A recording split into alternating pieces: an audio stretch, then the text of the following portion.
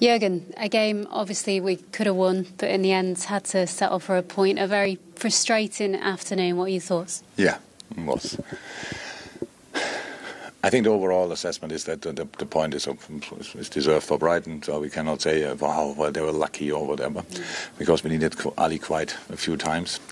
And was not a good start in the game.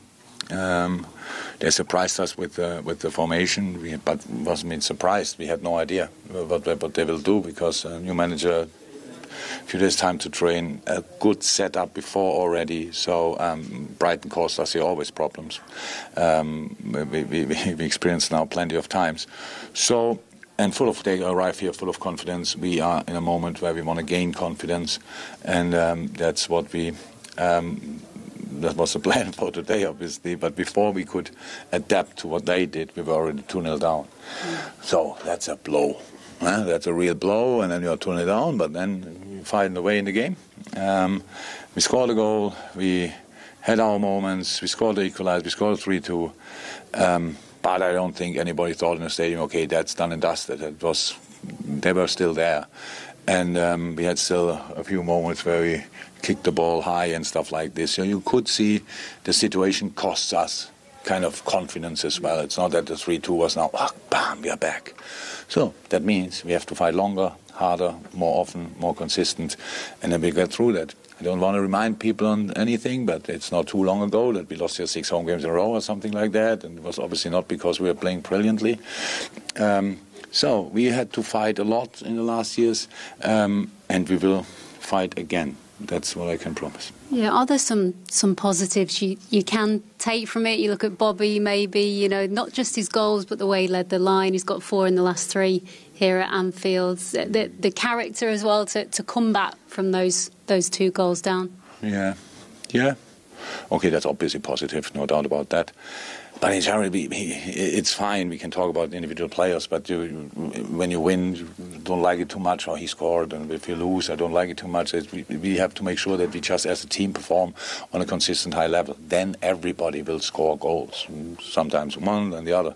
So I understand 100%, but yeah, there were positives, obviously, but I think overshadowed by a few other things, and that's what I feel in the moment as well, more than other things. Well, the games are coming thick and fast, of course, over the next few weeks. I mean, sometimes this team seems to thrive in that regular rhythm, if you like. Hopefully that momentum will come in the next few weeks. Of course, we can imagine that we will not give up. It's of course not. Now Rangers and then to a flying Arsenal. So that's we had different situations the last few years, much nicer situations.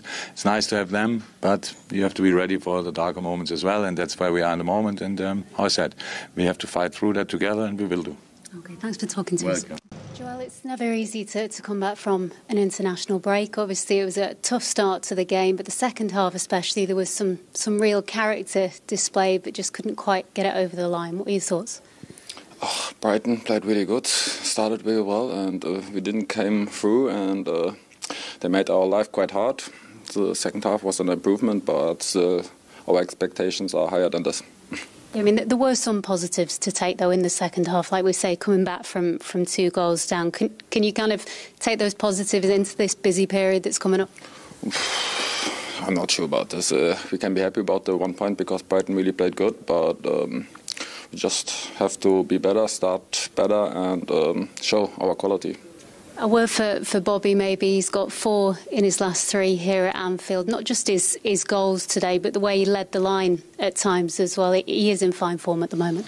He's brilliant connecting player, and now he scores even more, and that's just brilliant to have him in our side. And even in a not good game like today, he had some opportunities and used them. I suppose the good thing is, I guess, to try and focus on positives again as you play very soon. It's a really busy period coming up. Sometimes this team seems to thrive on that regular game time and rhythm. So how vital is it now that you use this period to gain some momentum? Of course, there are a lot of games and a lot of points to win. And we have to use the time and get back on track again. Okay, thanks, Joel. Thank you. Not many too more difficult than going to Anfield. We know Liverpool haven't started the season that well, but you still have to go there and win, especially when they come back from 2-0 down.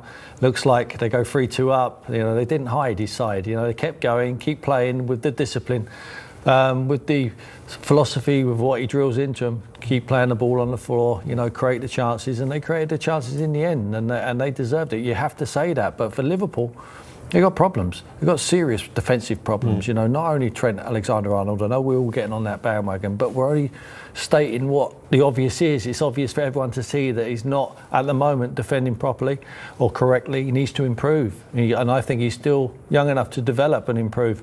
But not only him, you know, the mainstay there, Van Dijk is making huge errors at the moment. It looks like he's a little bit playing at one pace, too cool to sweat. And that was a poor error today for the equalising goal. Much more from the gentlemen to come. And for Liverpool, remember, next up is Arsenal and Manchester City. And they are currently the top two. Whatever happens this weekend, and indeed in the Manchester derby on Sunday, Arsenal will be Premier League leaders by the end of it, after that North London derby victory earlier on over Spurs, who stay in third. Brighton's point gets them to 14 points. They stay fourth. Chelsea up to fifth with Graham Potter's first win in his first games in charge. But Manchester United could go above both Chelsea and Brighton if they win at the Etihad tomorrow. Newcastle, incidentally, up to seventh. And Liverpool, as I say, down in ninth, 11 points off the lead. Huge games at the bottom. Up and coming, of course, we're going to watch West Ham Wolves next. Can West Ham get a second win of the season? That would take them out of the relegation zone. Palace stay there on 6 points. Southampton beaten again, 3 straight defeats on 7. And of course, it is bottom Leicester against next from bottom Nottingham Forest in the East Midlands derby in the Monday night football.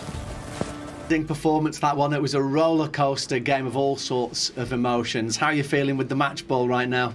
Yeah, obviously it's always nice if you can score, and especially 3, and it's at Anfield. It's a shame we couldn't get the 3 points, but obviously we're still happy with the point at Anfield. It's always a tough game, and it's a superb team. To dominate in the way you did in the first half, to then go behind, to then come back again, is a draw fair? Maybe in one way, but I think, yeah, we could have both scored more. I think maybe draw at the end is quite fair, but it's always, yeah, you always want more, of course, especially if you're 2-0 up. And but yeah, at the end, I think we should be happy with a point, and I think it's a great performance from us.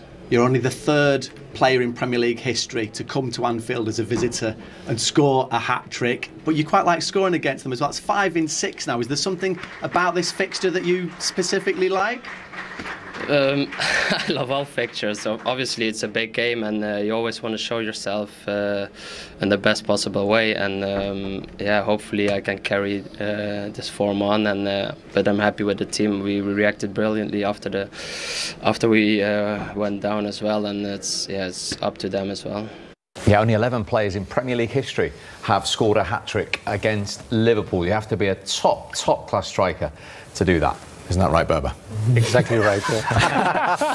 Leandro Trossard, a day to remember, and he got what a start inside 4 minutes for him, Manu, and for Brighton and the De Zerbi. Yeah, they, as I said, they took the Red by the neck, and I think the Reds were very sloppy in the first 25 minutes. They make so mistakes, you know, defensively, and they use it. They play brilliantly as well, Brighton, and they deserve their point. And to be frankly, I think they should have deserved more from that, because if you put away Firmino, who has scored 2 goals and saved, you know, the afternoon from Liverpool, I think the best player after Firmino was Alisson, the goalkeeper. So it tells you a lot about how difficult it was for the Reds this afternoon. Yeah. Yeah, but what is the purpose, you think, that when Brighton leading 2-0 and then they can lead 2 goals back from Liverpool? Why are they not a bit more smart and then finish the game in a way? Yeah, I think that's why they're Brighton, to be perfectly honest, and Liverpool are Liverpool, because they never give up and they show that attitude, and they've always got the quality. But Brighton done brilliantly to get himself. Trent has to head that ball. I mean, more and more I watch that, he has to know what's around him. Brings that ball down his chest. He gets robbed. Danny Welbeck runs in behind, picks out there, lovely pass there, and Trossard just finishes it brilliantly. Maybe Alisson has to do better with that one. But they could have been 4-0 down. He's got to head that ball, hasn't he, Manu? Oh, no, yeah, honestly, I think if Alisson was not in a great day today, they would have lost the game, definitely, easily. And his recovery run. I mean, go back with some urgency, Trent. I mean, he hasn't made the header. He's made a poor mistake and he's recovering. He's just lackadaisical when he gets back into that area. You need to show a little bit more energy. But still, after that, I mean, my point when I was talking about is Brighton leading 2-0. And now if you're a big team, which unfortunately compared to Liverpool they're not, but still you need to be more clever to keep to that 2-0 difference a lot more and then not allow to be 3-2 in the end. Yeah. Which again speak volume of Liverpool coming back from behind. But at the same time, when you said it's Liverpool, but then why did they concede the equaliser after that? Yeah, well, the manager's only just gone in there. I mean, he's probably been more fortunate than most because most of his players have been at the training ground over international break. There's, you know, because there's only a handful of internationals there at Brighton. But Liverpool, you have to give them credit for coming back in. Firmino was great today. He's get the opportunity, but you know, when you're picking up little sneak positions like that, and Thiago with his ability. Yeah. But I agree with you, Tim. I think there is top players at Liverpool. They are not at the right level. They should be actually. And you mentioned Van Dijk, but I mean Salah as well.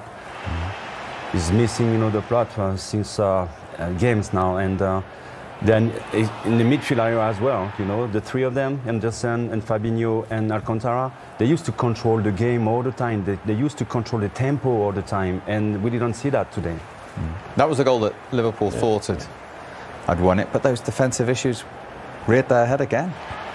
They're just poor. The organisation. I'm looking at the top man. I mean, if I'm in that dressing room, I'm looking for the leader, the man who's changed their fortunes around. And for me, it's Van Dijk. And you watch him here, it just lumbers into the position, and that's a switch off of concentration there. I mean, very, very poor. I mean, he's just get back into the area, get your body shape correct. You know, he just sticks his left leg up there to make the clearance and it goes underneath. It's a poor error for someone of his quality. And the rest of the dressing room look up to him. He's the leader. Yeah. He's got to lead by example, and he has to show a little bit more urgency and not determination. Of course, he's trying. I never criticise anyone, but you just do the right things. Go back to basics a little bit. You're not going to have with Mo Salah playing the way he is at the moment, you've not got the firepower to outshoot every team you play against. Sometimes you're going to have to defend doggedly, and they're not doing that. It's almost like, for me, I use that phrase, too cool to sweat, and that's what he finds it too easy. Van Dijk, and he's making poor errors because he's switching off. You have to be concentrated all the time, and if you're not playing well, make sure others around you are and organise them. OK, that was Brighton under their new manager, their old one.